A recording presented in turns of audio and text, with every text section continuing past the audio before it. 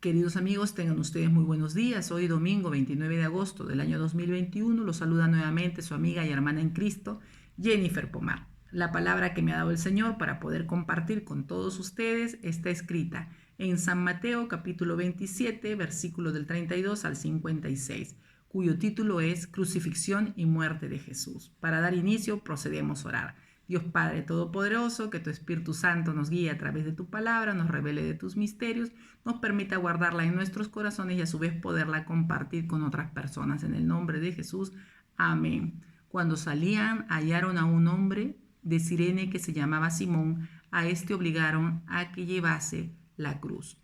En estos versículos estamos hablando sobre la crucifixión y muerte de Jesús. Cuando Jesucristo se encontraba cargando la cruz, buscaron a una persona que lo ayudara, que se encontraba en el camino, y aquel se llamaba Simón. ¿Y a dónde se dirigía? A el lugar de la calavera. Y cuando llegaron a un lugar llamado Gólgota, que significa lugar de la calavera, le dieron a beber vinagre mezclado con hiel, pero después de haberlo probado, no quiso beberlo. Cuando le hubieron crucificado, repartieron entre sí sus vestidos, echando suertes, para que se cumpliese lo dicho por el profeta. Partieron entre sí mis vestidos y sobre mi ropa echaron suertes. Es decir, la muerte del Hijo de Dios, de Jesucristo, ya había sido profetizada por uno de sus profetas. Y sentados le guardaban allí, es decir, estaban esperando que él llegase, y pusieron sobre su cabeza su causa escrita: Este es Jesús, el Rey de los judíos. Entonces crucificaron con él a los ladrones, a dos ladrones, uno a la derecha y otro a la izquierda. Y los que pasaban le injuriaban meneando la cabeza y diciendo: Tú que derribas el templo y en 3 días lo reedificas, sálvate a ti mismo. Si eres hijo de Dios, desciende de la cruz. De esta manera también los principales sacerdotes, escarneciéndole con los escribas y los fariseos y los ancianos, decían: A otros salvó, a sí mismo no se puede salvar. Si es el Rey de Israel, descienda ahora de la cruz y creemos en él. Confió en Dios, líbrele ahora si le quiere, porque ha dicho: Soy hijo de Dios. Lo mismo le injuriaban también los ladrones que estaban crucificados con él. Y desde la hora sexta hubo tinieblas sobre toda la tierra hasta la hora novena. Hasta aquí podemos apreciar en estos versículos cómo Jesucristo, a pesar de que se encontraba en aquella condición, que estaba clavado en la cruz, lo pusieron ahí al lado de dos ladrones, uno a la derecha y el otro a la izquierda. Jesucristo en todo momento fue calumniado, fue injuriado y aún fue crucificado, siendo aún inocente de todo lo que se le acusaba. Y todo por la envidia y por los celos de los sacerdotes, de los fariseos, aún de los saduceos y todos los que se encontraban aquí presentes. Ellos se burlaron de él porque no creyeron que él era el Hijo de Dios. Él les había dicho la verdad: Soy el Hijo de Dios. Pero ellos fueron los que no creyeron y se ensañaron en contra de él. Lo mismo le injuriaban también los ladrones que estaban crucificados con él. Y desde la hora sexta hubo tinieblas sobre toda la tierra hasta la hora novena. Cerca de la hora novena, Jesús clamó a gran voz diciendo: Elí, Elí, lama sabactaní. Esto es: Dios mío, ¿por qué me has desamparado? Es decir, Jesucristo había padecido todos estos maltratos y humillaciones. Y aquí podemos apreciar que, siendo el Hijo de Dios, que se hizo carne para morar entre nosotros y con su ejemplo dar un ejemplo de vida, él tuvo miedo, tuvo temor y también posiblemente tristeza. Dios mío, ¿por qué me has desamparado? Algunos de los que estaban allí decían al oírlo: ¿A Elías llama este? Es decir, aún habían palabras de desprecio. No habían ya endurecido su corazón de tal manera que no se ponían a reflexionar probablemente de que él era un ser humano. Y al instante, corriendo uno de ellos, tomó una esponja y la empapó de vinagre, y poniéndola en una caña le dio a beber. Pero los otros decían: deja, veamos si viene Elías a librarle. Mas Jesús, habiendo otra vez clamado a gran voz, entregó el Espíritu. Es ahí a donde Jesucristo entrega el Espíritu Santo de Dios, su Espíritu de vida, ¿no? Y Él muere. Pero muere es un decir, porque Él descendió a los infiernos y al tercer día resucitó de entre los muertos y halló salvación como Hijo de Dios. ¿Sí? Es decir, Jesucristo ya no respiraba en la cruz, ¿no? Luego de haber mencionado estas palabras. Y aquí el velo del templo inmediatamente fue lo que aconteció, se rasgó en dos, de arriba abajo, y la tierra tembló y las rocas se partieron. Y se abrieron los sepulcros y muchos cuerpos de santos que habían dormido se levantaron. Aquí podemos apreciar cómo se manifiesta que Jesucristo era el Hijo de Dios. Esos velos que antes fueron utilizados para separar a las personas del lugar santísimo a donde se encontraba la presencia de Dios. Escrito está en Hebreos 9, versículo del 1 al 9. Nos dice que en el templo había un velo que separaba el lugar santísimo, el lugar terrenal, donde moraba la presencia de Dios, del resto del templo donde moraban los hombres. Esto significa que el hombre estaba separado de Dios por el pecado. Isaías 59 del 1 al 2. Es decir, las personas antes no podían acceder a ese lugar santísimo porque caían muertos por la presencia de Dios ahí. Y ellos eran separados por un velo. E incluso, inicialmente cuando se encontraba Moisés, en la época de Moisés, solamente ingresaban los hijos de Leví, de la tribu de Leví, sus sacerdotes. Ellos ingresaban con las peticiones del pueblo y luego salían, y muchas veces ingresaban solamente una vez al año. Solo el sumo sacerdote tenía permitido pasar tras el velo una vez al año. Éxodo 30, versículo 10. Hebreos capítulo 9, versículo 7. Para entrar ante la presencia de Dios por todo Israel y hacer expiación por sus pecados. Levítico capítulo 16. Así que hacemos con esto, ¿qué significado tiene este velo rasgado para nosotros en la actualidad? Ante todo, el hecho de que el velo se haya rasgado dramáticamente al momento de la muerte de Jesús simboliza que su sacrificio, el derramamiento de su propia sangre, fue una expiación suficiente por los pecados para siempre. ¿Sí? Recordemos que a Jesucristo se le llama el Cordero de Dios que quita los pecados del mundo. Antes, para poder hallar expiación y perdón de pecados ante los ojos de Dios, había que sacrificar corderos. Y Él fue sacrificado con el derramamiento de su sangre para salvación de pecados, para perdón de pecados y salvación de los seres humanos. Ahora significa que el camino para el lugar santísimo fue abierto para toda la gente de todos los tiempos, tanto judíos como gentiles. Él nos da la oportunidad de dejar de caminar en nuestro libre albedrío, conocerlo, recibirlo en nuestro corazón y hallar salvación. Porque para poder llegar al Padre es a través del Hijo. Escrito está: y todo lo que pidas al Padre en el nombre de mi Hijo, yo lo haré. O todo lo que se pida al Padre en el nombre del Hijo, Él lo hará. Amén. ¿Y quién es el Hijo? Jesucristo. ¿Y quién es el Padre? Jehová de los ejércitos.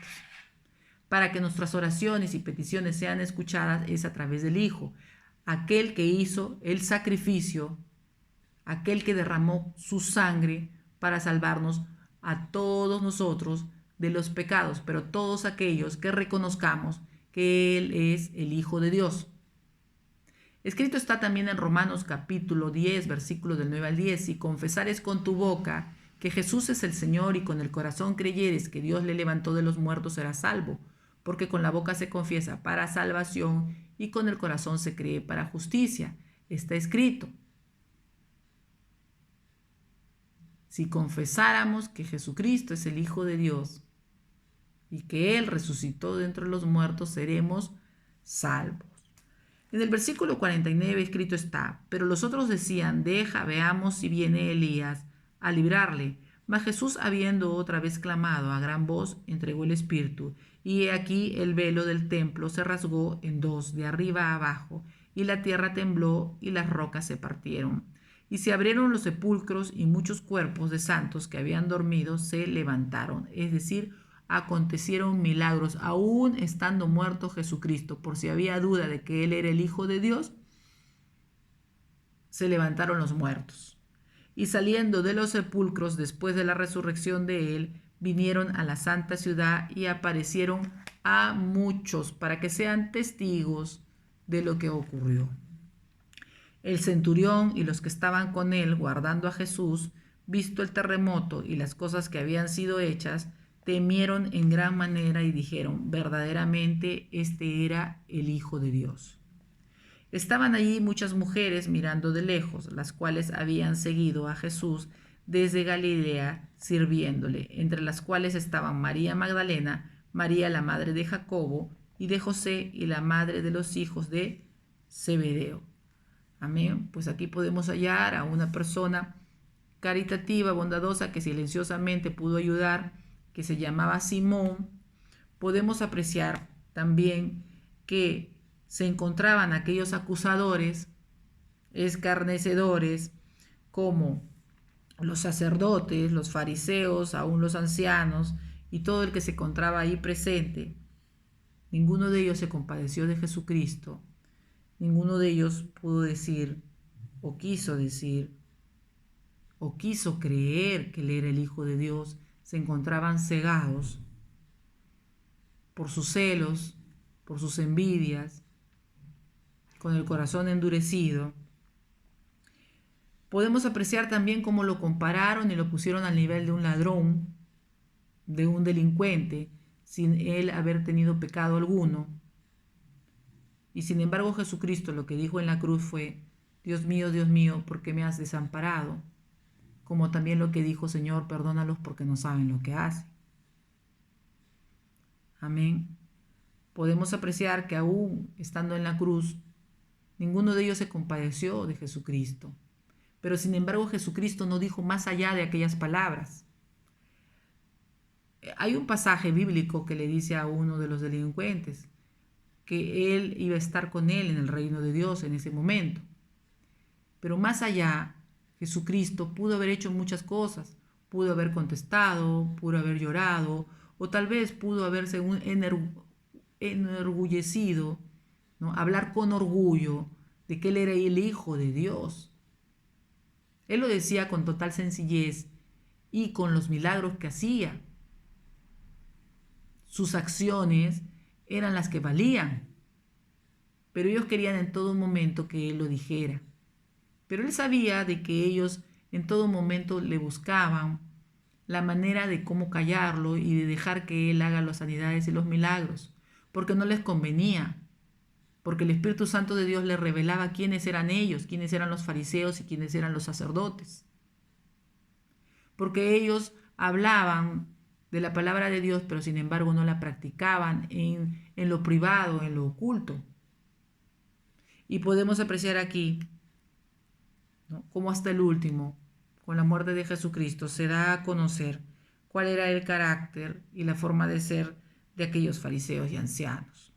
Pero lo más importante aquí, en la crucifixión y la muerte de Jesús, es la razón y el motivo por el cual Jesucristo vino a morar entre nosotros, que es para perdón de pecados y para que nosotros podamos hallar salvación a través de las generaciones, a través de todos los tiempos. Escrito está en San Lucas capítulo 13, versículo 35. Escrito está lo siguiente. Capítulo 13, versículo 35. He aquí vuestra casa os es dejada desierta, y os digo que no me veréis hasta que llegue el tiempo en que digáis, bendito el que viene en el nombre del Señor. ¿No? Jesucristo aquí menciona que Él ya se iba hasta que llegue el tiempo en que digáis, bendito el que viene en el nombre del Señor. He aquí vuestra casa os deja desierta, y os digo que no me veréis hasta que llegue el tiempo en que digáis, bendito el que viene en el nombre del Señor. Amén. Escrito está también en Colosenses capítulo 2, versículo 13 al 16. Y a vosotros estando muertos en pecados y en la incircuncisión de vuestra carne, os dio vida juntamente con él, perdonándoos todos los pecados. Es decir, aquí Jesucristo, mejor dicho, aquí la palabra que escribe el apóstol Pablo nos da a conocer la plenitud de la vida en Cristo. Y a vosotros, estando muertos en pecados y en la incircuncisión de vuestra carne, os dio vida juntamente con él, perdonándoos todos los pecados. Habla de los hijos de Dios, de aquellas personas que decidieron recibirlo en su corazón. ¿Y qué aconteció con la muerte de Jesucristo? También hace referencia del versículo 14 al 16 de este mismo, capítulo 2 de Colosenses. Anulando el acta de los decretos que había contra nosotros, que nos era contraria, quitándola de en medio y clavándola en la cruz, y despojando a los principados y a las potestades, los exhibió públicamente, triunfando sobre ellos en la cruz. Por tanto, nadie os juzgue en comida o en bebida. Acá nos da a conocer la palabra de que Satanás tenía un acta de decretos que había en contra de nosotros por los pecados de los seres humanos, ¿sí? Que nos era contraria para poder hallar salvación, es decir, para poder ascender al cielo, para poder tener vida eterna. Con la muerte de Jesucristo, por eso él siendo hombre, fue puro, sin mancha y limpio de pecado, derramó su sangre, no habló una sola palabra para no ser señalado, porque Satanás está acostumbrado a señalar los pecados, ¿sí? Que nos eran contrarias, quitándola de en medio y clavándola en la cruz, conjuntamente con Jesucristo. Esa acta fue clavada en la cruz. Los que somos sus hijos y los que hemos decidido seguirlo, ahí están clavados nuestros pecados y no tenemos por qué estar nosotros dándonos de golpes en el pecho, recordando el pasado. El Señor ya nos perdonó nuestros pecados. Muchas veces las personas, así como los fariseos y los saduceos, están acostumbrados a señalar los pecados. Pero si Cristo y Dios ya nos perdonó, ¿quiénes son los seres humanos, dice el Señor, para estar señalando los pecados? Porque Él es el juez. Y aún Él es nuestro abogado defensor. Dios es amor, Dios es juez justo. Y despojando a los principados y a las potestades, los exhibió públicamente, triunfando sobre ellos en la cruz. Es decir, el Señor le ha dado poder y autoridad para atar y desatar, hollar serpientes y escorpiones y sobre toda fuerza del enemigo, y nada nos hará daño a los hijos de Dios frente a los principados y a las potestades, porque aquí escrito está, los exhibió públicamente, triunfando sobre ellos en la cruz. Amén. Amén. La muerte de Jesucristo no fue en vano. La muerte de Jesucristo nos da perdón de pecados. La muerte de Jesucristo nos da vida eterna y salvación. Pero para ello hay que declararlo. Te invito a hacer la siguiente oración de fe. Y sí, somos seres humanos, no somos perfectos, constantemente pecamos. Para ello, antes de comenzar nuestra oración diaria, se le recomienda pedir perdón. Señor, yo te pido perdón por toda palabra, mirada o un pensamiento de maldición que haya levantado yo contra alguna persona voluntaria o involuntariamente. Aún yo perdono a aquella persona o a aquellas personas, porque a veces desconocemos de que hay personas que no a todos le caemos bien y sin embargo con sus pensamientos aún nos maldicen y son cargas que uno lleva para el día que se abra el libro de la vida, ¿sí? Ahí estará toda nuestra vida y seamos sometidos al gran juicio, donde el juez principal es Jehová de los ejércitos. Amén. Y vamos a proceder a orar. Señor Jesús, yo abro mi corazón para que entres en mí y reines, con poder y autoridad en mi vida como amo y Señor. Te pido perdón por todos mis pecados. Renuncio a Satanás y a sus ángeles negros. Y desde hoy, Jesús, te recibo a ti como mi Señor y mi Salvador. Amén.